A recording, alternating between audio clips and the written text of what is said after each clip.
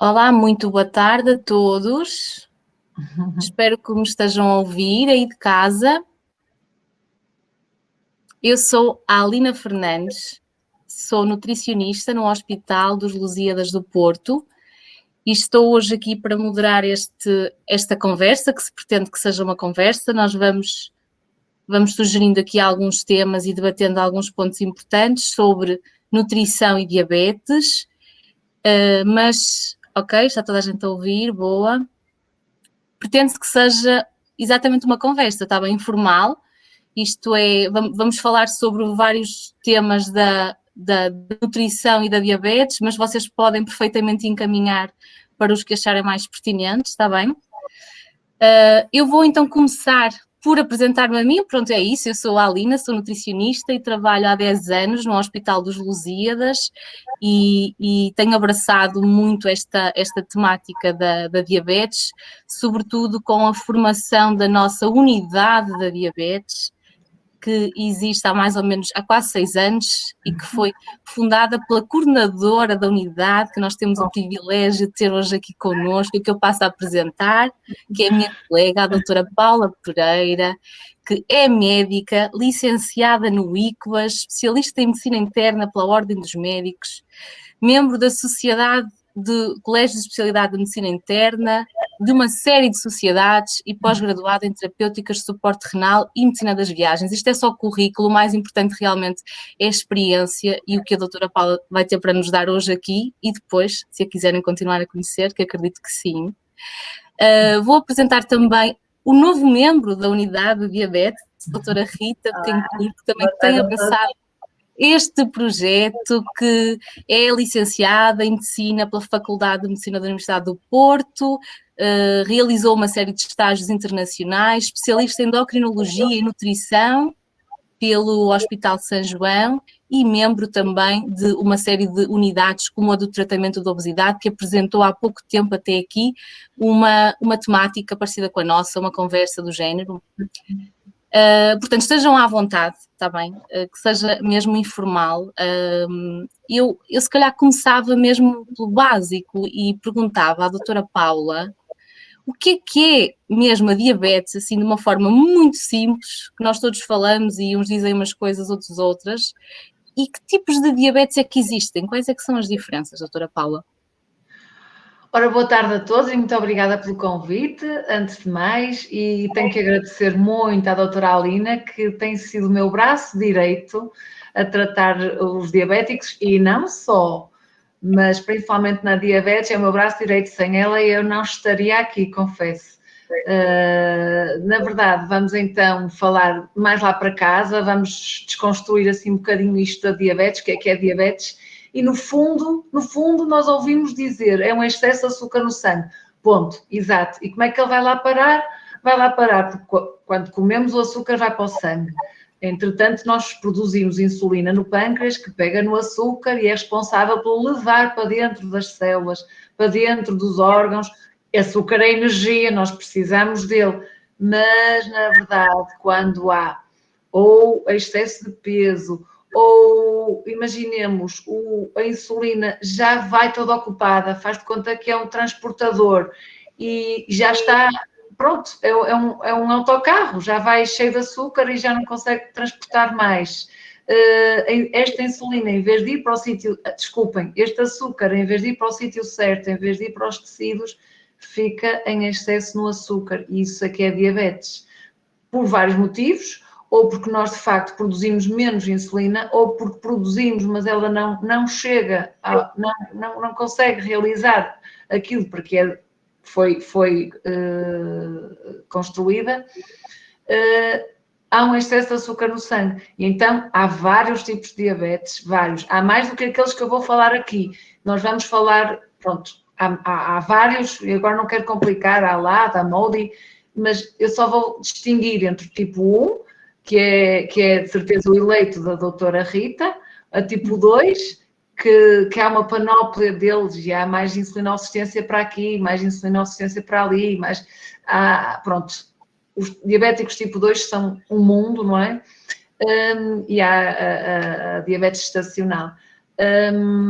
na verdade, eu passava a bola à Rita para falar um pouquinho mais então da área dela, se quiser esclarecer melhor. Um bocadinho também aqui falar, também agradecer aqui o convite e esta conversa que tenho a certeza que vai ser produtiva e que queremos que seja bastante interativa, portanto, para as pessoas poderem fazer as perguntas e tirarem as suas dúvidas, que nós também estamos aqui para ajudar. Realmente falando assim um bocadinho, agora a classificação da diabetes tem vindo a mudar, mas nós ainda falamos muito sobre a diabetes tipo 1 e a diabetes tipo 2. A diabetes tipo 1 basicamente é uma doença autoimune, o nosso sistema de defesa do organismo reconhece o nosso pâncreas como se fosse agressor e no fundo vai destruí-lo. É uma doença que tem uma predisposição genética e que não é provocada por ingestão de açúcar em excesso, que às vezes é um mito que existe.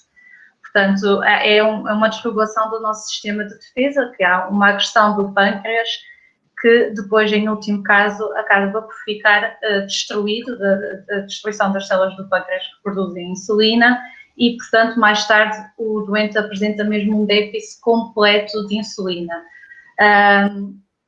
Esta diabetes é quase sempre, surge muitas vezes em idades mais jovens, é a diabetes mais típica das crianças e dos jovens, mas cada vez mais existe este tipo de diabetes autoimune que também surge na idade adulta e nós vemos isso cada vez mais na consulta.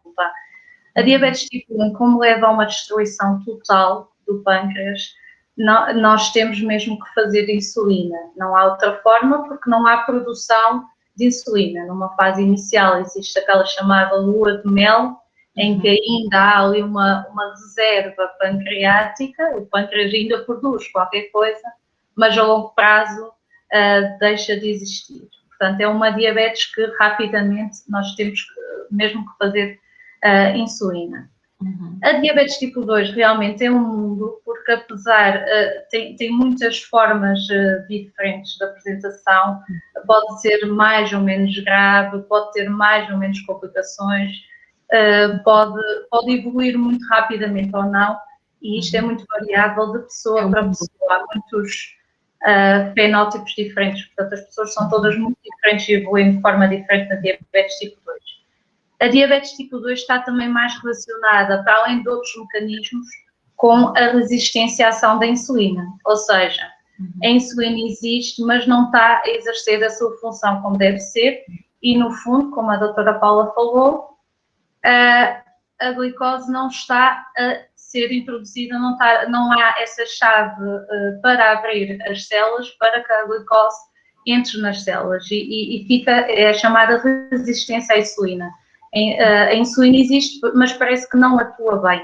Doutora, isso quer dizer, desculpe, só para começarmos também aqui a discutir, uma coisa importante quando se fala em diabetes tipo 2, e é uma dúvida que os doentes trazem muitas vezes à consulta relativamente à medicação, isso quer dizer que não vão precisar de insulina e que é a insulina que distingue os tipo 1 e os tipo 2?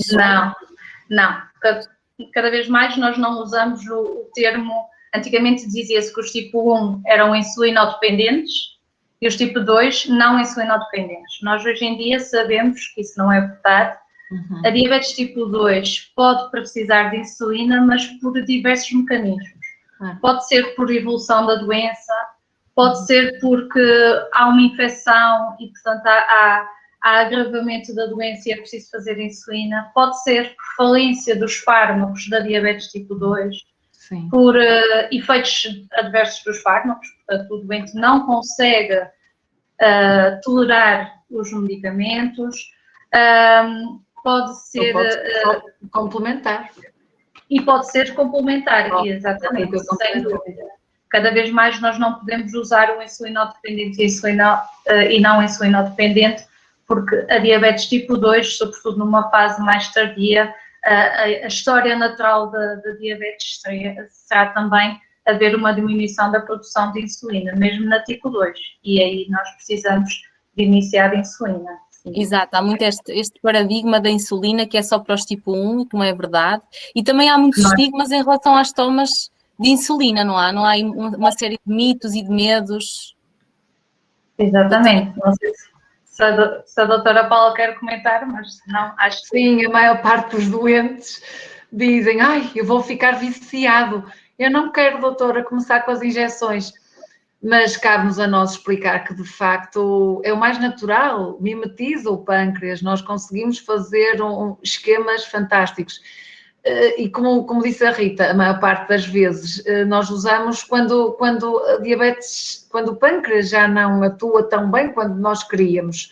E acaba por ser uma terapêutica complementar nos diabéticos tipo 2, principalmente nos idosos, quando o pâncreas entra quase já em falência.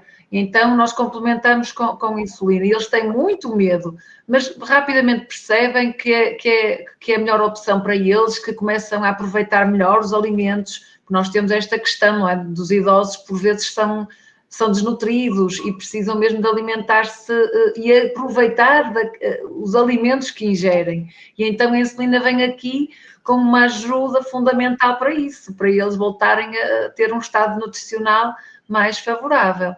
E rapidamente percebem que é melhor para eles e também não é tão complicado, os esquemas não são assim tão complicados, são fáceis de fazer, cada vez há insulinas melhores, mais fáceis de manipular, sim, com mais facilidade até nos horários de toma, etc. Portanto,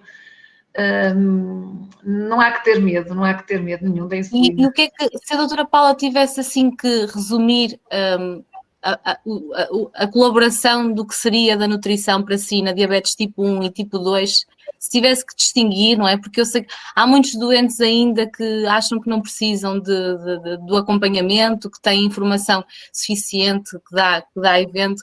Se tivesse que distinguir entre os dois tipos de diabetes, qual é que seria assim o seu memorial? Eu não prescindo da nutrição, isso eu não consigo sequer prescindir, nem no tipo 1, nem no tipo 2. Tudo tem a sua indicação, não é? São completamente diferentes, mas eu não prescindo da nutrição, nem para um, nem para o 2. Mas os doentes prescindem muito, não prescindem, doutora Paula? E de que maneira? Não acha que há aí uma resistência, além de resistência à insulina, há resistência também à nutrição? Sim, e de que maneira? Sim, até porque insistir muito na consulta. Mas é fundamental, os pilares, nós temos... Exato, falo disso, doutora Paula, dos pilares, não é? Claro, a terapêutica cabe-nos a nós, mas o exercício e a alimentação são os pilares fundamentais do tratamento da diabetes. A diabetes tipo 2 está muito relacionada com a obesidade, nós precisamos muito bem de saber quais os alimentos a ingerir. É muito importante que os diabéticos saibam ler os rótulos dos alimentos, nós em tempos até já fizemos várias formações sobre isso e continuo na consulta a insistir sobre isso. É muito complicado as pessoas terem a informação correta, há muita desinformação acerca dos alimentos, muitas denominações falsas, e então é mesmo importante saberem uma leitura rápida dos rótulos, saber optar pelos alimentos melhores para eles, alimentos saciantes, fracionamento das refeições, tudo isso é fundamental ter apoio nutricional para melhor tratarem a sua diabetes. Ok, estávamos aqui a falar da questão da tríada do tratamento, não é? Que é a base do tratamento, e nós sabemos que felizmente temos até doentes que só com melhorias na parte da implementação de exercício físico e da alimentação conseguem, não é deixar de ser diabéticos, não é? Porque não é possível deixar de ser diabético, certo? E corrijam-me as médicas se eu estou enganada, mas conseguem melhorias espetaculares em termos de controle glicémico e deixam até de recorrer à medicação, não é? E isto é uma possibilidade numa diabetes, sobretudo se for diagnosticada atempadamente, certo? Mas, doutora Rita, na diabetes tipo 1 já não é bem assim, não é? Já temos que ser muito mais rigorosos. Então... É diferente, mas por acaso, doutora Alina, numa diabetes tipo 2 recém-diagnosticada, portanto, com pouco tempo de evolução, com obesidade, com excesso de peso, a perda ponderal... já é uma grande arma, não é? Uma alimentação adequada, exercício e a perda ponderal de pelo menos 10% do peso pode levar, eventualmente, a uma maior probabilidade de remissão da diabetes tipo 2. Portanto, na tipo 2, nós podemos ter remissão e é muito gratificante quando isso acontece. Na tipo 1, infelizmente, nós ainda não temos essa remissão, nem temos uma cura para a diabetes tipo 1, apesar de haver muito desenvolvimento tecnológico e muita investigação nessa área. Até agora não existe uma cura, mas acho que para lá caminhamos, apesar de ser sempre uma ansiedade esta espera. Na diabetes tipo 1, obviamente que a alimentação tem um impacto ainda maior do que na diabetes tipo 2, porque na diabetes tipo 1, efetivamente, não há reserva pancreática, portanto, não há insulina ali a ser produzida na mesma, quando que na diabetes tipo 2 é um bocadinho diferente. E, obviamente, e muitas vezes é o que eu costumo dizer, não há nada totalmente proibido, porque o que se quer, muitas vezes, num diabético, é o que se quer também na população em geral. Tem que haver melhoria dos hábitos alimentares. É preciso uma alimentação que tem que ser variada, tem que ser completa, tem que ser equilibrada e individualizada, porque as pessoas não são todas iguais, têm rotinas diferentes, têm necessidades diferentes, e realmente a parte da nutrição, eu insisto sempre muito na consulta, e há uma grande resistência a ir ao nutricionista, porque as pessoas acham que já sabem tudo. E depois, quando vão, reconhecem que realmente havia muita coisa ainda a fazer. Na diabetes tipo 1, obviamente que quem tem, não havendo, portanto, produção de insulina, quem tem aqueles esquemas mais fixos de insulina, pressupõe que tem que haver alguma consistência nas quantidades de hidratos de carbono correspondentes a cada refeição. Obviamente que o ideal na diabetes tipo 1 é fazer a insulinoterapia funcional, que seria a contagem de hidratos de carbono, e que aí, novamente, a nutrição é fundamental para ajudar na aprendizagem desta contagem. No fundo, nos diabéticos tipo 1, se eles aprenderem a fazer a contagem de hidratos de carbono e muitas vezes até contam a parte da gordura e das proteínas, faz com que eles possam ter uma vida muito mais flexível em termos de escolha do tipo de alimentos, da quantidade de alimentos, dos horários das refeições. Está provado que existe maior estabilidade, menor risco de hipoglicemias e sobretudo, também dá uma sensação de uma melhor qualidade de vida e sensação de poder sobre o tratamento. No fundo, o doente passa a conseguir contar tudo aquilo que come e é aquilo que é fundamental, que seria o tratamento sempre ideal da diabetes tipo 1. É importante perceber que fazer este tipo de esquemas não é fácil, exige tempo e muita dedicação. E eu acho que esse é um dos grandes entraves para, às vezes, mesmo na diabetes tipo 1, nós temos várias pessoas que não estão a fazer insulinoterapia funcional. Pela falta de tempo, pela falta de disponibilidade, pela vida profissional, e existe tempo não só ao doente, como também às equipas.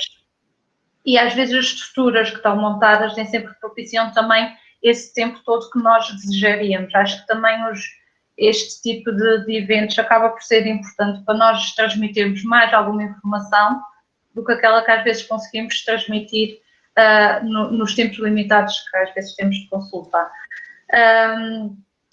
Mas aqui, da parte da insulinoterapia funcional, sem dúvida, da diabetes tipo 1, a alimentação é ainda mais importante, porque vai ter um impacto muito grande no perfil glicémico do doente. Doutora Rita, e o facto de, passado algum tempo, as pessoas já estarem praticamente independentes na toma, não é? Porque chegam a uma altura que já sabem de cor praticamente os equivalentes e já pesam com os olhos praticamente.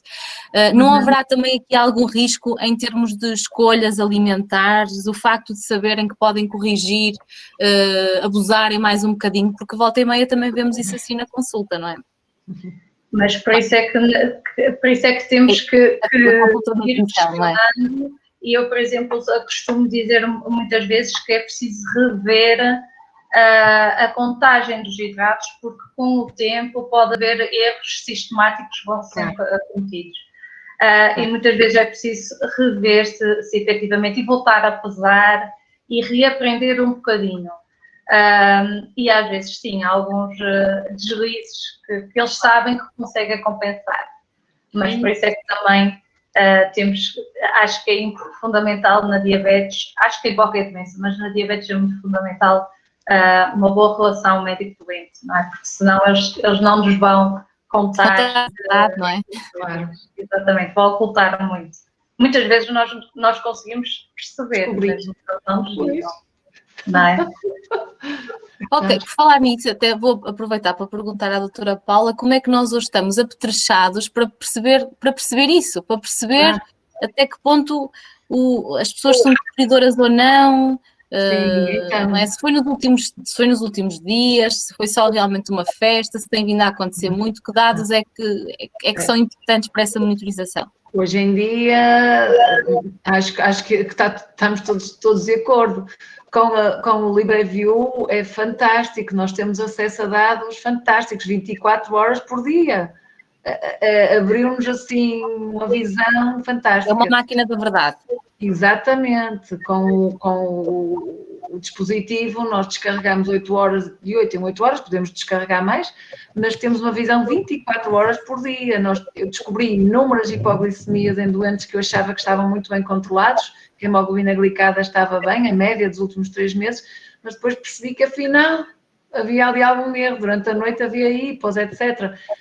Deu uma oportunidade de corrigir imenso a minha terapêutica para os doentes, perceber de facto os erros que eles fazem e escrutinar, perceber com eles, mas o que é que aconteceu aqui, comeu alguma coisa, que tipo de alimento comeu, é interessantíssimo estar com o doente a perceber a dinâmica dele ao longo do dia, ao longo das semanas, e é extremamente pedagógico.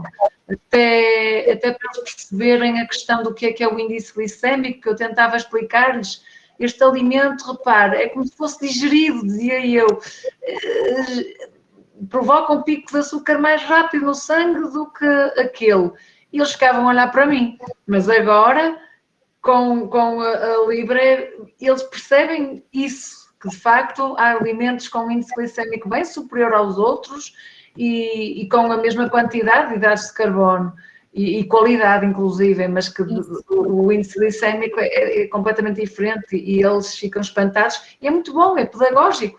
E ao contrário, também percebem o impacto do exercício, e se é aeróbio, se é anaeróbio, veem as curvas e percebem, doutor, eu consegui fazer isto assim, assim, e ficou, é muito interessante explorar as curvas de glicemia dos doentes. E percebermos também como é que a resposta é diferente, pessoa para pessoa, não é? Porque os mesmos alimentos têm respostas glicémicas diferentes, não é? E nós temos que nos aprender a conhecermos, certo? E a escolher o que é melhor para nós. E a doutora Paula está a falar de uma questão muito importante que é a parte do exercício físico, não é? Como é que estamos em termos de resistência de exercício físico? É fácil conseguir atingir as recomendações. Cada vez mais, e então as pessoas mais idosas, eu recordo-me que há uns anos eu tentei, no nosso hospital, inclusivamente, pô-los a mexer, que eu dizia, caramba, as pessoas jovens eu ainda consigo pô-las a andar, ainda consigo incentivá-las a ir ao ginásio, mas as pessoas de idade não saem de casa, E então lembrei-me de constituir o clube do diabético e faziam uma consulta de fisiatria e depois iam fazer exercício com um fisioterapeuta 2 a 3 vezes por semana. Na verdade, era uma forma de saírem de casa, de se mobilizarem, estavam estimulados, era uma forma de me verem novamente, podiam tirar alguma dúvida que tivessem e correu muito bem. É pena que neste momento não temos ninguém, mas eu estou à espera de voltar a ter doentes, mas agora com a pandemia as pessoas têm medo, os ginásios não é, estão fechados e evitam este contacto. Eu, de facto, para quem me conhece, sabem que eu pratico yoga, gosto muito de fazer yoga e faço em casa e explico às pessoas que podem fazer, porque é sempre útil. Eu sei que não é o exercício ideal, mas só o facto de se mexer um bocadinho é ótimo, não é só para a diabetes, também é em Já termos mentais, não é? Agora com os ginásios fechados, que acaba por ser uma desculpa, mesmo agora em contexto de pandemia, e antes se calhar era um bocado a parte económica, Também. o tempo, o horário laboral. Há tanta coisa que as pessoas podem fazer, o ir a pé em vez de ir de transportes, ou vai de transportes, mas sai numa paragem antes, o andar de escadas em vez do elevador, isto às vezes tem que se começar com pequenas coisas. Os idosos, essas pequenas coisas já começam a contar imenso, e os diabéticos em particular, quando começam a fazer um exercício aeróbico, seja ele qual for, caminhada, corrida, começam a notar um efeito tão grande no perfil glicémico que eles... Exatamente, eles veem logo os resultados. Logo. Tanto logo, hoje é muito visível o resultado do benefício do exercício físico no perfil glicémico dos diabéticos. Mas é como estava a dizer, qualquer pessoa deve fazer exercício, não é por ser diabético ou não ser diabético, é transversal a todas as idades. Agora, os benefícios são tremendos. A Organização Mundial de Saúde fez novas recomendações em relação ao exercício físico nas várias faixas etárias e também, por exemplo, nos idosos, chamam também novamente a atenção para os exercícios também de resistência e de equilíbrio, que é extremamente importante nestas idades. E que também é tão resistente como a ir à nutrição. O início então, importante também nos diabéticos tipo 2, porque como nós sabemos, o excesso de peso e a obesidade é extremamente frequente em Portugal e é o grande fator de risco para desenvolver diabetes tipo 2. Geralmente as pessoas atribuem ao avô que era diabético, a uma fase de stress, mas no fundo, se não tivessem aquele peso, provavelmente não teriam a diabetes tipo 2. Por isso, aí, havendo a obesidade, havendo excesso de peso, a parte de nutrição e a parte do exercício físico é ainda mais importante porque nós queremos que haja perda de peso para benefícios não só a curto prazo, mas a longo prazo. Tudo. Exato, e por falar em perda de peso, a doutora Paula também tem muita experiência na perda de peso dos doentes diabéticos e não diabéticos também, e sobretudo em medicação que existe, que já ajuda esse aspecto, e eu acho que também há aí uma confusão que se faz muito com esse género de medicação injetável e as insulinas. A doutora Paula... Sim. Quando nós prescrevemos agonistas de GLP-1, acham sempre que são insulinas. Dizem, não quero fazer insulina. Se não é insulina, não tem absolutamente nada a ver. E graças a Deus, nos últimos 12 anos, as coisas mudaram tanto na diabetes. Eu lembro-me que há 20 anos, quando comecei a tratar diabetes, nós tínhamos 2 fármacos orais e se não resolvesse, íamos para a insulina. E graças a Deus houve uma evolução fantástica. E sim, os agonistas GLP-1, acompanham-nos há uma década quase e com grande satisfação, porque além de perder peso, melhora tudo. E controlar diabetes, melhora o perfil lipídico, baixa a tensão arterial, reduz a morte cardiovascular, reduz o internamento. E depois com outros novos fármacos também, da SGLT2, com impacto na sobrevida, na insuficiência cardíaca. Agora também estamos de mãos dadas com os cardiologistas no tratamento da diabetes e do sobrepeso, este com menos efeito a nível do peso, mas também muito bom. E fala-se que do semaglutide, não é? Fala-se, não, nós não temos experiência, mas já existe, não é? O semaglutide. Graças a Deus temos evoluído muito nos últimos anos e com uma aceitação grande também pelos doentes. Há vários agonistas da GLP-1, mas acho que não vale a pena estar... O principal efeito, que eu acho que também interessa muito aos doentes, é o facto de aumentarem a saciedade, certo? e depois acham, pronto, sentem-se à vontade porque sabem que vão ter menos vontade de comer. Mas aqui a parte da nutrição não deixa de ter também a sua importância, certo? Porque eu fazia um jogo no início com os doentes, eu dizia-lhes, eu vou prescrever isto, vai ficar sem fome, mas depois vai ter que comer com a cabeça, por isso vai à nutricionista aprender a comer direito. Eu fazia este jogo. Muito por isso. Efetivamente. E eu ainda ontem tive um doente na consulta para perder peso, já um bocadinho desmotivado, e disse-me logo, por favor, arranje uma médica que me dê aquela medicação que emagrece. E eu expliquei assim, não há medicação nenhuma que emagreça para sempre, não é? Senão então já estava o problema resolvido.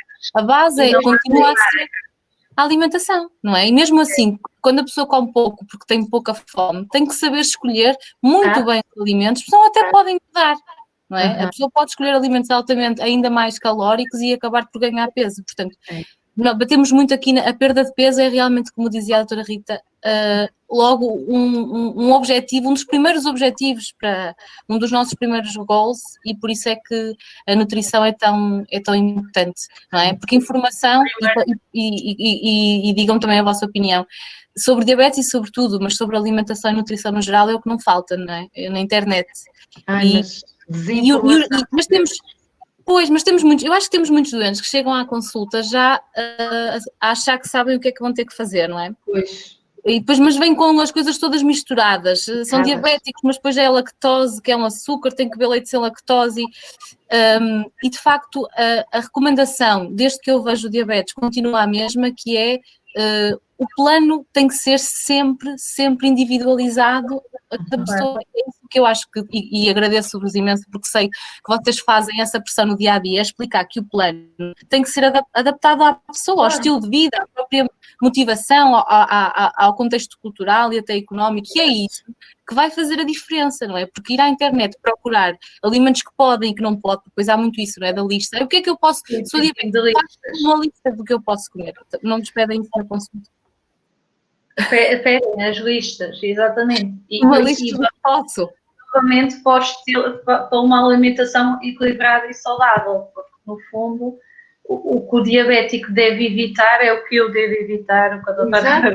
Nós também claro, é isso que eu digo. Há outras coisas que têm mais impacto, sim. Não é? Mas no fundo, produtos de pastelaria não devem fazer parte da nossa alimentação regular. Como todos, não é? Na verdade. De ninguém. Por isso, por algum motivo, o início do tratamento da diabetes é a modificação do estilo de vida. Claro. Exercício físico e alimentação. Estava há bocadinho a falar, doutora Alina, de que às vezes confundem, portanto, que agora parece que todos os injetáveis os doentes acham que todos os injetáveis são insulina. Sim, eu digo isso porque chegam muitas vezes à consulta com as vossas prescrições a dizer já comecei a dizer. Eu explico sempre que não é uma insulina, que é um antidiabético potente, que tem efeitos em termos do peso, do perfil lipídico, tal como a doutora Paula também já disse, mas que não é insulina. Isto também porque durante anos sem fim, a única coisa injetável era a insulina. Exatamente. As pessoas acabam por achar que é insulina por causa disso. E também há alguns desinformação que também às vezes não são informados no próprio ato. Mas ainda em relação à insulina, acho que as pessoas muitas vezes veem a insulina como um ato de punição, como um castigo, alguma coisa má. E a resistência muitas vezes é por não perceberem o benefício que a insulina tem. Porque a mim não me dá prazer nenhum dar insulina a alguém. Nós, quando prescrevemos insulina, é porque é o melhor para o doente. Claro. E não como uma punição, como um castigo, como uma coisa de que ele tenha feito mal. A insulina, este ano comemora-se os 100 anos da descoberta de insulina, e se calhar as pessoas não têm noção que ter o diagnóstico da diabetes tipo 1 antes do início da insulina era uma sentença de morte.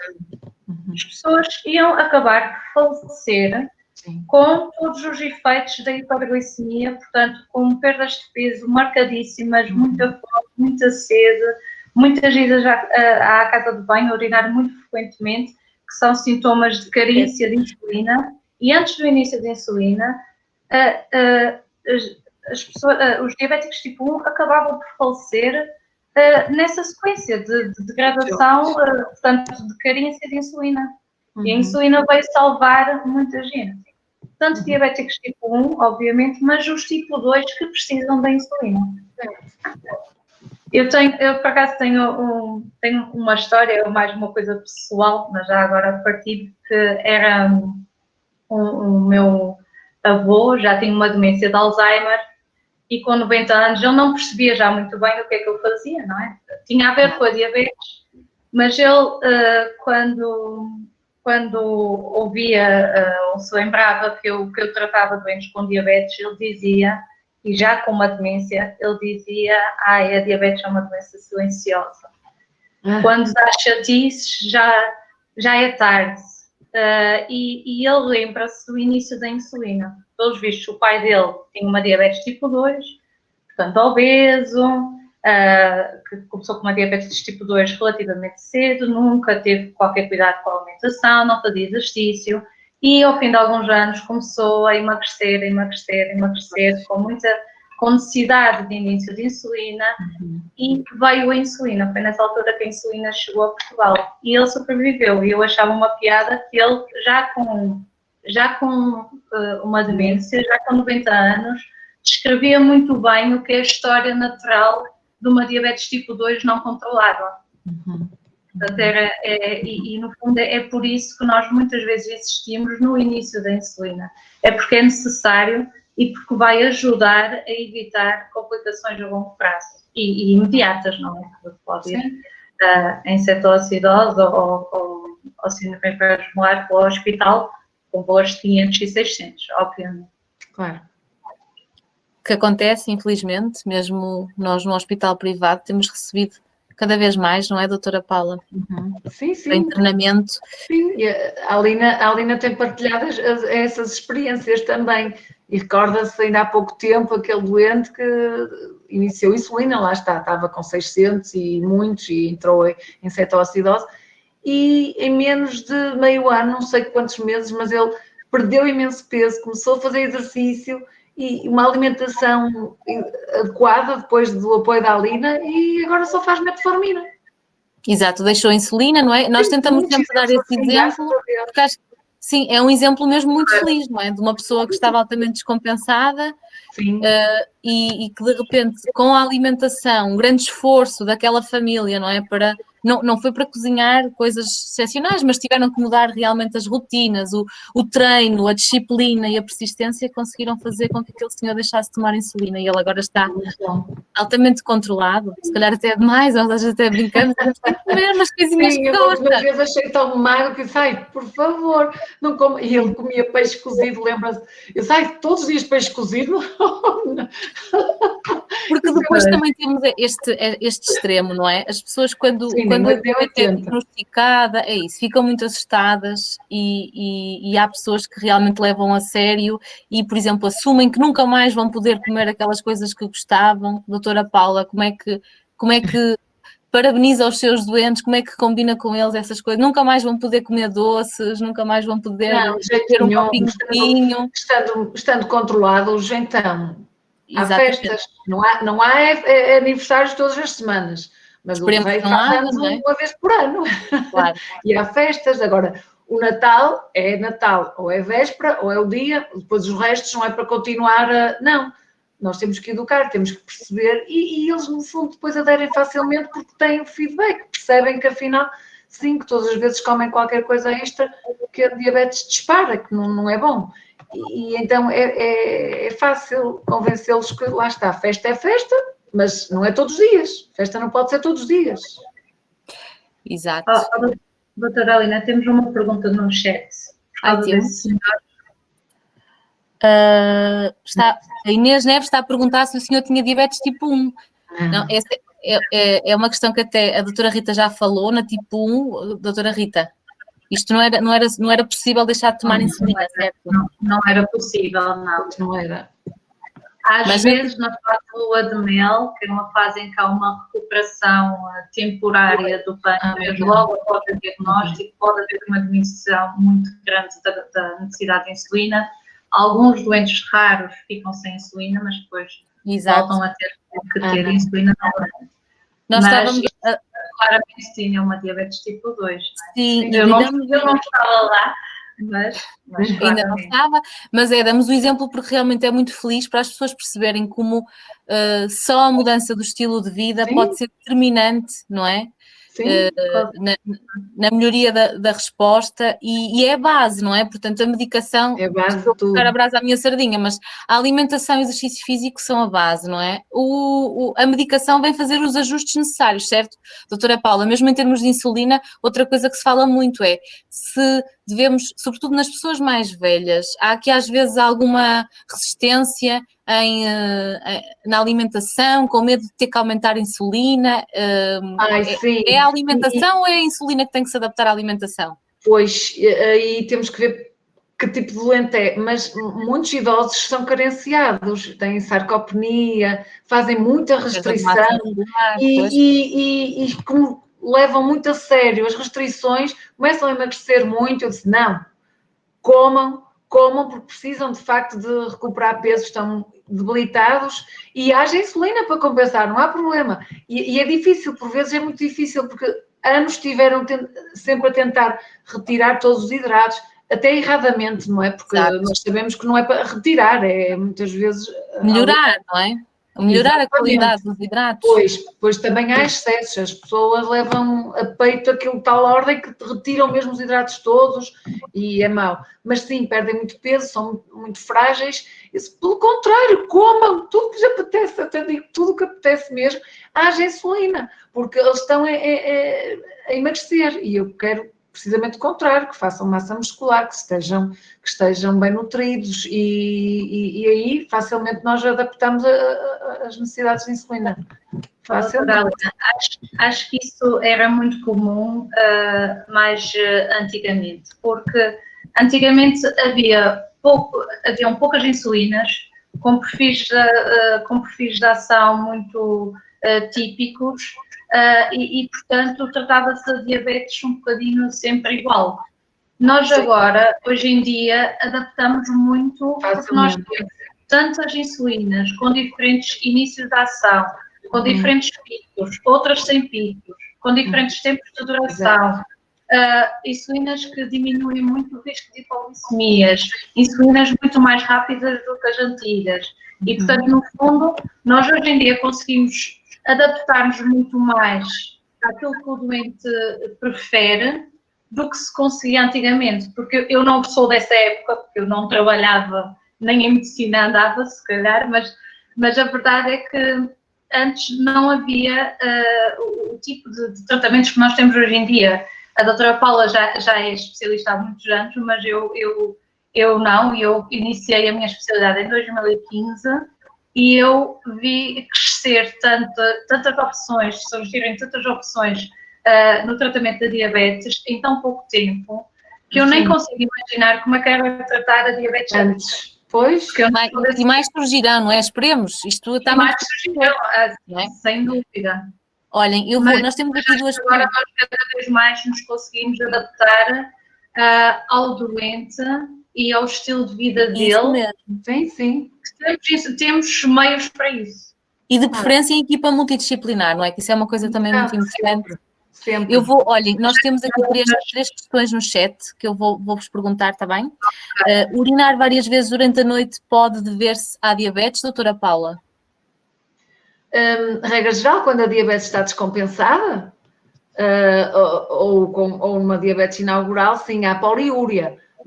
Não quer dizer que seja só de noite. Não sei se, não é? Não é só de noite. Aqui eu fazia outras questões. Eu perguntava se lhe inchavam os pés ao fim do dia. A noctúria é mais típica de insuficiência cardíaca, não é? Quando se deitam, os pezinhos vêm para cima e aqueles edemas são absorvidos e urina-se mais. Se for um homem, a noctúria pode ser sinais da próstata aumentada. Portanto, aqui eu teria que fazer mais perguntas.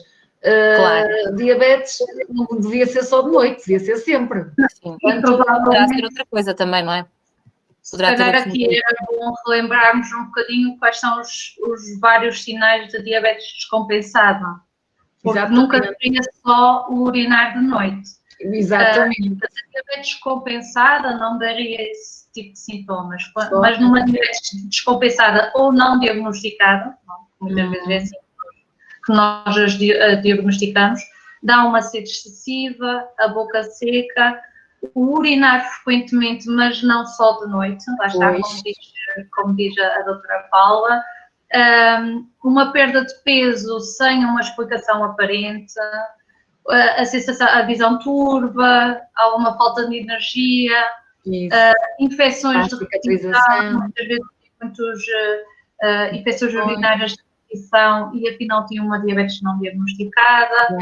E, portanto, isoladamente, o urinar várias vezes durante a noite provavelmente não seria uma diabetes descompensada, teria mais alguma coisa. É um conjunto de sintomas, não é? Tem que ser avaliado pelo médico. A Maria Miranda, obrigada pela questão. Temos também a Inês Neves que nos pergunta, boa tarde, tenho uma questão, quem define as doses de insulina é nutricionista ou médico? Doutora Rita? Geralmente nós definimos as doses, mas também de acordo com a parte nutricional, obviamente. Exatamente. Em relação a quando fazemos insulinoterapia funcional, portanto, os esquemas que nós utilizamos, os rácios e os fatores também são adaptáveis de pessoa para pessoa. Isto nunca é igual. Nunca é igual. Nós temos, é totalmente individualizado, de acordo com o doente e de acordo com o perfil do doente, porque as pessoas não são todas iguais. Uma unidade de insulina vai diminuir 50 miligramas de cilício de glicose numa pessoa ou 100 noutra, completamente diferente. Portanto, nunca é igual. De qualquer das formas, o nutricionista não pode prescrever medicamentos, portanto, é sempre o médico que prescreve a insulina e os outros fármacos. O nutricionista pode, eventualmente, ajudar com a prescrição de algum suplemento nutricional, mas é a parte alimentar, deverá ser da responsabilidade do nutricionista. Claro, sempre, e por isso é que é importante a equipa ser multidisciplinar, para as pessoas já saberem como é que se trabalha, não é? Eu já sei como é que a doutora Rita trabalha e como é que a doutora Paula trabalha. Isto é muito importante, haver a consonância, porque há temas que não são unânimes, não é? Por exemplo, a questão do consumo dos adoçantes, que nós sabemos que é polémico, não é? Nós sabemos entre nós o que é que nós preconizamos, mas há médicos que têm outras posições e pronto, e respeitamos, até porque também há guidelines diferentes, por isso. Estão a cair muitas perguntas no chat, eu vou passar também. Tem aqui uma também para a doutora Rita, que é da Catarina Carvalho, que nos pergunta se na adolescência, dadas as características específicas de crescimento e desenvolvimento, o controle da glicemia na diabetes tipo 1 poderá ser mais difícil. Na adolescência há muita coisa a ter em conta. Primeiro são adolescentes e a adolescência por si só, quer sejam diabéticos ou não, já pode ser uma fase complicada. Na parte da glicemia, primeiro temos que ver que há uma mudança de rotina, durante toda a fase de crescimento da criança, todo o esquema, todo o perfil glicémico vai sendo alterado e tem que ser alterado muitas vezes durante todo o crescimento. A adolescência é um bocadinho mais problemática, muitas vezes porque há aqueles mitos em relação à insulina. Quando o diabético tipo 1 é diagnosticado na adolescência, às vezes é um problema por causa da escola, dos amigos, não propriamente de ser uma diabetes mais difícil, porque esse conceito não existe em diabetes mais ou menos difíceis. Lá está, é o contexto, não é? O contexto da vida da pessoa, o ciclo de vida. Exatamente. E, por exemplo, às vezes o fato de o adolescente não aceitar bem a doença, não a quer tratar, oculta as tomas de insulina. Exato. Tem vergonha, não é? Tem vergonha, exatamente. E nós temos que explicar que, assim, nós ocultarmos ou não tratarmos uma doença não vai fazer com que ela desapareça. E, sobretudo, vai trazer complicações a longo prazo. E eles têm que perceber, acho que as crianças ainda não, que são muito pequenas, mas na adolescência eles já são perfeitamente capazes de perceber que podem ter malefícios a longo prazo, mas esse longo prazo não significa que é só aos 50 anos. E isso é que é preciso também explicar aos adolescentes a necessidade de controle glicémico adequado desde o início, não é só depois da idade adulta. Não é que seja um controle muito mais difícil, mas há toda uma outras características da população em si que dificulta às vezes adequar mais o tratamento e ter melhores resultados na adolescência. O que não quer dizer que seja impossível, e acho que há adolescentes que estão mesmo impecáveis e que aceitam muito bem a sua doença. Acho que é muito importante o apoio dos amigos e o apoio da família, sobretudo nestas fases de transição. E da doutora Rita, também. Por isso é que também corre bem. E esta pergunta aqui é mesmo para a doutora Paula, que é: o fator emocional influencia em que medida na hiperglicemia? Ai, sem dúvida, sem dúvida. Então, com emoções fortes, nós libertamos a adrenalina, que é a hormona antígona da insulina. Não deixa a insulina atuar. Portanto, há hiperglicemia, há libertação de cortisol, portanto, o fígado dá os shots de açúcar para o sangue. Na verdade, as emoções influenciam muito a nossa forma de estar e claro, as glicemias. Quando nós temos um doente na consulta, doutora Paula, que cumpre tudo rigorosamente, cumpre a medicação, faz o exercício físico, come de acordo com o que está combinado, mas mesmo assim, só o faces, não é? Só a cara, já dá para perceber que há ali mais qualquer coisa que se calhar tem que ser investigada, claro. Não é? Aí entra a outra face da unidade multidisciplinar, a psicóloga. A psicologia não está cá hoje, não é? Além dos outros, mas a psicóloga é fundamental. É claro que sim. Mas há aqui um fator realmente emocional muito importante e de stress que é difícil de contornar, não é? Sobretudo hoje em dia, com o que temos vindo a passar, com os confinamentos e essas coisas. Não tem sido muito fácil. A doutora Paula estava falou das hiperglicemias, mas também, se calhar, gostava de perguntar à doutora Rita relativamente às hipoglicemias. Como é que isso se previne? Acho que é também uma questão que se costuma perguntar muito, como é que se trata? As hipoglicemias, assim, também vai depender do diabético, não é? Um diabético tipo 2 sem fármacos hipoglicemiantes não vai ter hipoglicemias. Agora, quando nós já estamos com insulina, obviamente a probabilidade de hipoglicemias aumenta, sobretudo se o esquema não estiver adequado. A parte mais importante das hipoglicemias, primeiro, é saber o que é uma hipoglicemia. Que são valores abaixo de 70, às vezes na máquina até aparece low, LO. Pronto, isso aí já são hipoglicemias ainda mais baixas, porque a máquina já nem depende um bocadinho das máquinas, mas já nem lê. Primeiro temos que reconhecer os sintomas de hipoglicemias. O doente é muito variável de pessoa para pessoa, pode ficar irritado, pode ficar sonolento, pode ter fome, suores, tremores, pronto, depende totalmente de pessoa para pessoa. Mas depois, não é só o sentir, os doentes têm que confirmar com a pesquisa de glicemia capilar que aquilo é uma hipoglicemia. Porque as pessoas podem se sentir mal e não ser uma hipoglicemia. E, portanto, depois, se tiverem sintomas, devem sempre confirmar. Depois, confirmando com a pesquisa de glicemia capilar, se confirmar que é mesmo uma hipoglicemia, deve-se fazer a correção adequada. E a correção não é com hidratos de carbono de absorção lenta, porque esses podem não corrigir adequadamente. Deve-se fazer com hidratos de carbono de absorção rápida, ou com açúcar, ou com a parte. São aqueles que normalmente nós dizemos para as pessoas não consumir, não é?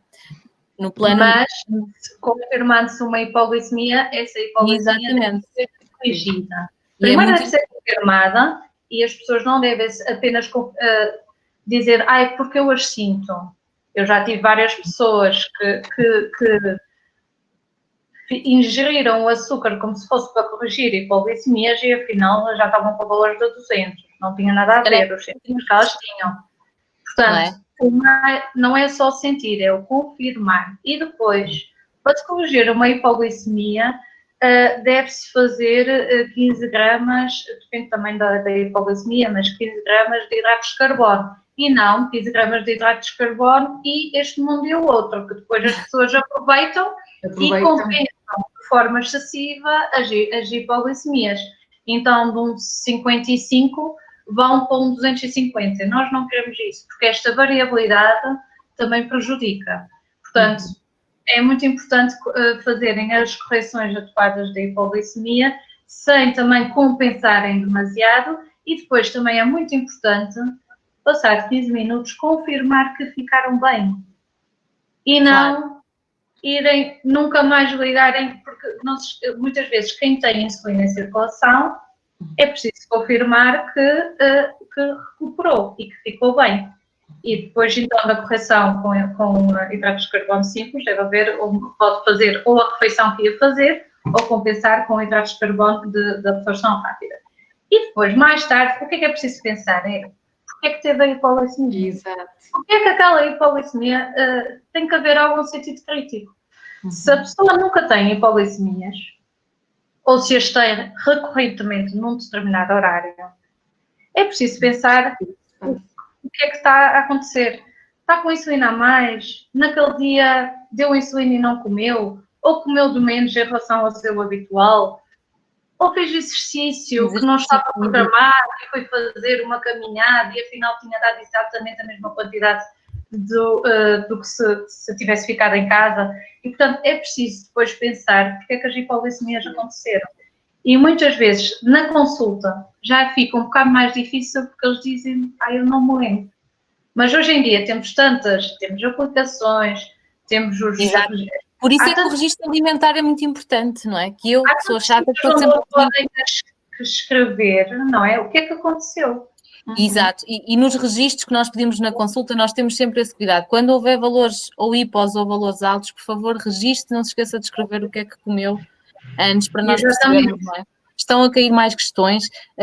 Doutora Paula, muito obrigada pelo esclarecimento. É na mesma a Maria que diz que também associa edema nas pernas e inquietude das pernas e pés. A Maria que perguntou se urinar durante a noite poderia ser sintoma de diabetes. Tá.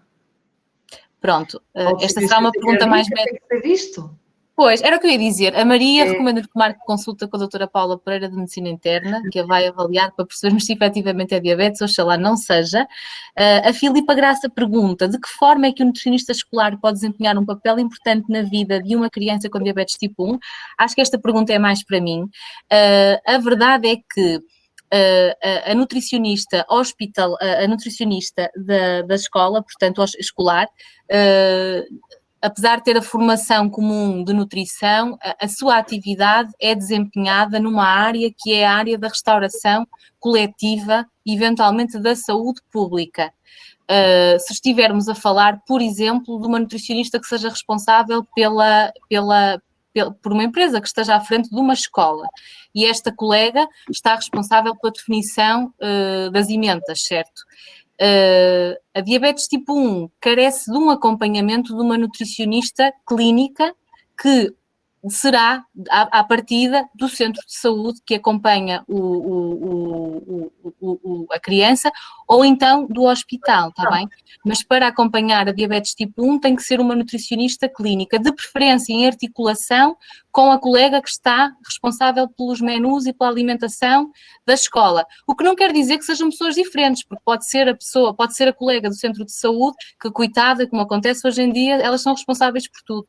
Vêm os doentes e muitas vezes ainda são responsáveis também pela alimentação nas escolas e por essa parte, mas, portanto, é uma doença muito específica que exige um tratamento muito próximo com a nutrição, tem que ser uma nutricionista do foro clínico, hospitalar ou centro de saúde. Está bem, Filipe? Espero ter esclarecido.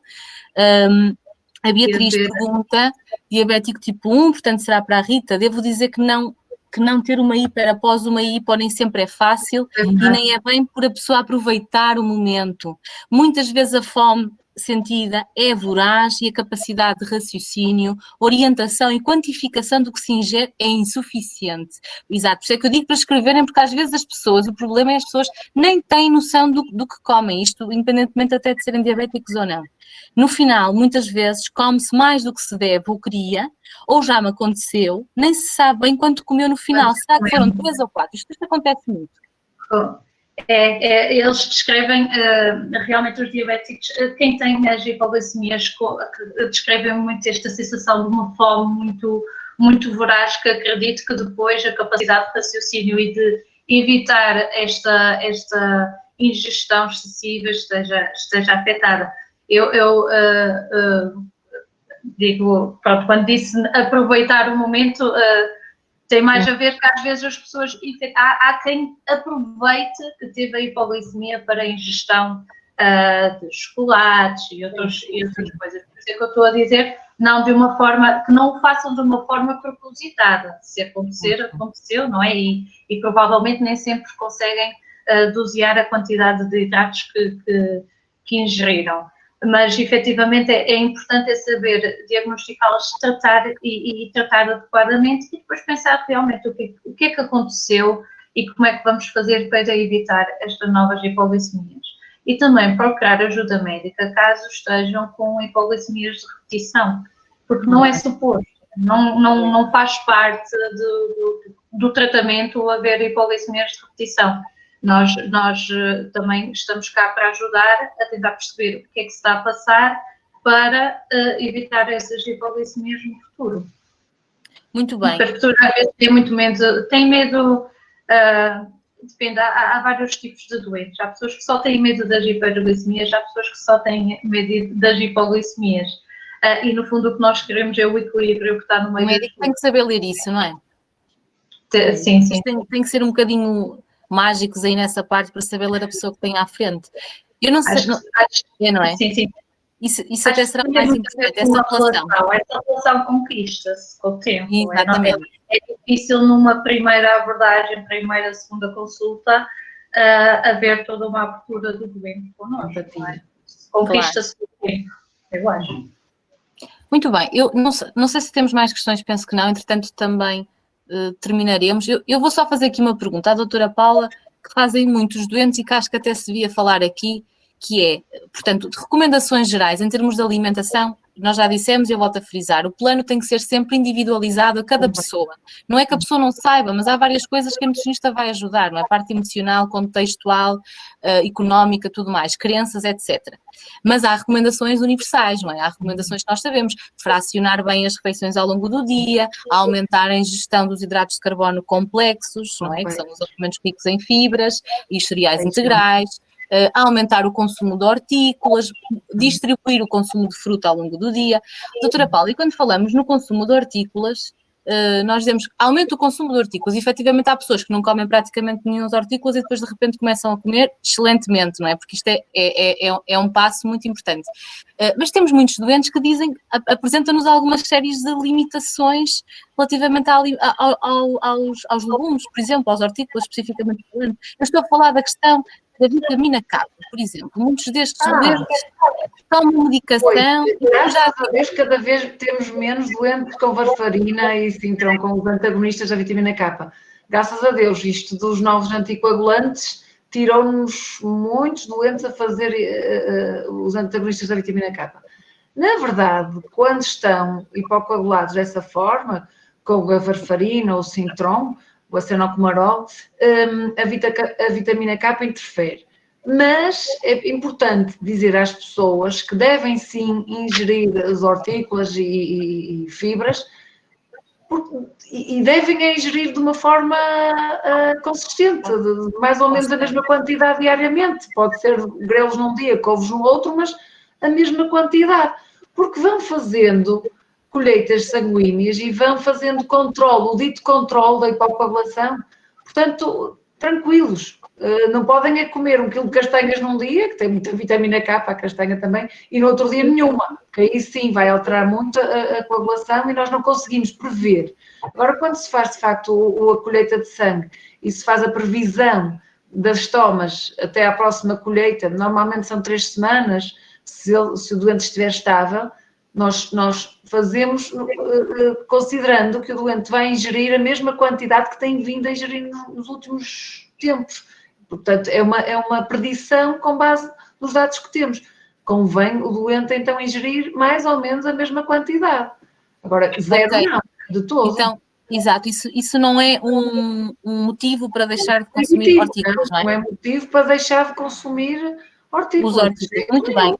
A Inês Neves fez-nos aqui uma questão, será para a doutora Rita, para a distribuição de hidratos de carbono pelas diferentes refeições com as doses, costuma ter apenas em consideração os hidratos de carbono, costuma ter em atenção em dar uma dose quando há um elevado consumo de proteína e gordura? Consumo de proteína, depende, é assim, não há muitos doentes a fazer insulinoterapia funcional que façam também contagem de proteínas e gorduras. Numa fase mais avançada da insulinoterapia funcional, começam também a fazer consumo de proteínas e gorduras se efetivamente tiverem uma ingestão aumentada, porque muitos desses doentes não sentem essa necessidade de dar, não fazem essa adaptação.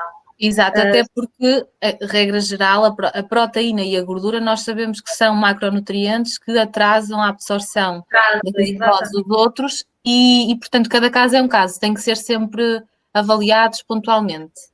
Exatamente, certo. Não está preconizado por norma dar mais só por ter... Exatamente, é o caso dos doentes vegetarianos também, não é? Porque supostamente os doentes vegetarianos, não veganos necessariamente, não consomem carne, não consomem peixe, consomem muitos hortícolas e poderá aí haver necessidade de fazer contagem também com os hortícolas, mas pronto, já estamos a falar de casos muito específicos, não é? Muito específicos, também nesse caso, que é o caso da diabetes tipo 1, é como no caso dos diabéticos com insulina com esquema fixo. A quantidade de hidratos também tem que ser adaptável ao longo dos dias. Isso mesmo, não é? Exatamente. A doutora Paula também temos muita experiência destes diabéticos que fazem uma pseudocontagem com um esquema fixo de insulina, não é? Qual é que é a sua experiência em relação a estes Eu agora doentes? perdi, peço desculpa. Estamos a falar daqueles doentes que fazem um esquema misto, não é bem contagem, mas pronto, têm um esquema fixo e a economia. Acabamos de dizer, quer dizer, é óbvio. E eles vão ajustando, não é? Sim, vão ajustando. É bom também ganharem essa independência, não é? Uhum. Pois eu peço desculpa, mas havia depois tem autonomia em relação à varfarina. Exatamente, mas a resposta é essa. A ideia é ser estável. O consumo dos hortícolas ser estável ao longo do tempo para o consumo de vitamina K também ser estável e depois Sim. O médico ajustar a medicação consoante isso, certo, doutora Paula? E deverá ser a medicação que deverá ser ajustada e nunca deixar de comer hortícolas por causa da varfarina, que é um erro muito comum. Ok, excelente pergunta da Inês Neves, tinha referido a questão dos adoçantes, qual a vossa opinião? Minhas colegas, qual a nossa opinião dos adoçantes? Não é para usar. É isso. Eu sei que há colegas que recomendam e pronto, eu não sou nada fundamentalista, mas o melhor é não usar, o melhor é aproveitar o sabor natural dos alimentos, porque os adoçantes não nos trazem nada, não trazem nenhum nutriente que nós precisemos, não é? Trazem-nos outras coisas que ainda não estão até muito bem estudadas em alguns casos, portanto, não há necessidade, sendo que o facto de despertarem em nós o prazer por receber um alimento doce continua a ser uma recompensa. Exato. E nós não queremos isso, estão a perceber? Nós não queremos que isso aconteça. Nós temos uma dessensibilização. Agora, se habituarmos, de facto, as nossas papilas gustativas sempre àquele doce, seja em que circunstância for, vamos querer sempre doce. Mesmo que não haja adoçante, vamos consumir então mais doce. Esqueçam. De jeito nenhum. Vamos dessensibilizar. E depois o que, para mim, é super doce, eu usei pouquíssimo açúcar, o meu irmão disse, mas tu fizeste um bolo ou fizeste pão? Nós damos conta disso. Isto é dulcíssimo para mim. Vamos dessensibilizando as nossas papilas gustativas. Essa educação progressiva. A Maria Miranda pergunta em relação ao mel. Pois o mel é um açúcar simples, tem frutose, que é muito parecido com a glicose, com o senão, que ainda é mais rapidamente absorvido. Portanto, não é melhor, está bem? É diferente, mas não é melhor. Substituir o mel não é a hipoglicemia. Exatamente, na hipoglicemia é aqui que nós podemos usar açúcar, e o mel é compotas, marmeladas, porque são realmente de absorção tão rápida como o açúcar, está bem? Portanto, não substituir pelo mel não é inofensivo, está bem? Não é que de vez em quando não possa ser usado, mas tem açúcar. E a stevia, eu ainda sou da altura em que se lançou a stevia, em que era uma planta que se punha para adoçar coisas e agora já é comercializada. Eu pessoalmente acho que ainda não está estudada assim a ponto de se poder incentivar o consumo, porque a stevia tem tudo para ser perfeita, é natural, não é sintética, não é? E não tem valor calórico. Mas vamos voltar a cair outra vez na questão que a doutora Paula estava a dizer. Continua a ser uma forma de nós adoçarmos os alimentos. E é importante perceber isto. Nós temos que nos habituar a não comer coisas doces, não é? Supondo que um doente recentemente diagnosticado com diabetes tipo 2, regime insulina, habituado a consumir açúcar no café, recomendam retirar drasticamente o açúcar, ou o que aconselhariam neste caso? Nós não somos drásticas, está bem? Nós acompanhamos a expectativa do doente. Há doentes que são drásticos, não é? E decidem, doutora, eu punha 5 cafés, eu tomava 5 cafés com 5 pacotes de açúcar, deixei tudo, desde que me disse que devia deixar. Ok, muito bem, mas a recomendação é sempre, vá reduzindo, até perceber que já só tem um restinho e aí vai ser, nem vai notar, e depois já não vai querer mais pôr açúcar no café, está bem? E em último caso, só dizer que não consegue beber café e que gosta muito, nós também não somos.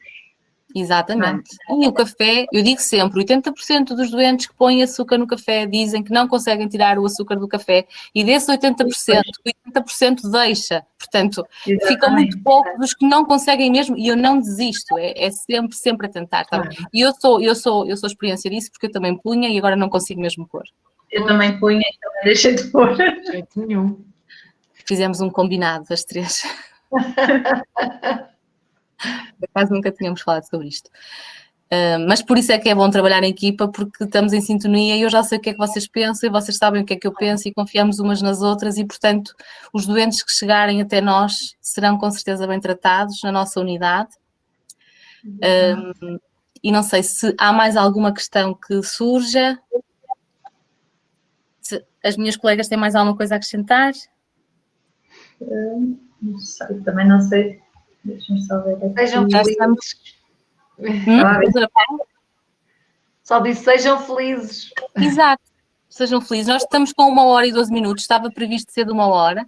Se não tiverem mais nenhuma questão, eu estou a ver aqui pessoas no chat, assim, escrevo, não escrevo. Muito obrigada, Aline Maia, tenho um nome apesar de aparecer aqui Júlia Fernandes, que eu estou aqui a ver, eu sou Júlia Alina, mas o meu nome profissional é Alina, está bem?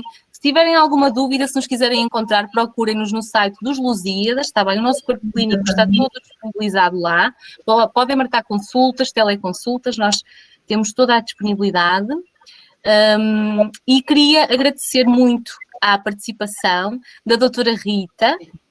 Seja muito feliz nesta nova unidade, neste novo percurso. Estamos a gostar muito de a ter connosco. A doutora Paula, que faz parte dos meus dias e que monta e que continua a remar para esta unidade continuar cada vez mais forte. Obrigada. Queria também agradecer à professora Diana, que é a minha coordenadora, que organizou estes webinars super interessantes, que eu tive a oportunidade também de assistir ao da professora Diana na semana passada. E em nome do Knowledge Center, queria agradecer também à Gisele Prata, que está desse lado. Eu não sei se a Gisele vai aparecer, mas é uma querida que não dá a cara, mas dá tudo por nós. E, portanto, muito obrigada. Obrigada a todos. Não tem mais nada. Vemo-nos em breve.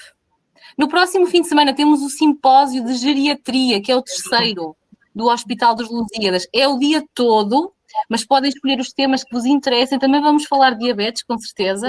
E vai ser muito interessante o simpósio de geriatria, próximo sábado, dia 27. Obrigadíssima a todos. Adeus, muito feliz, como diz a doutora Paula. Tchau, tchau. Adeus.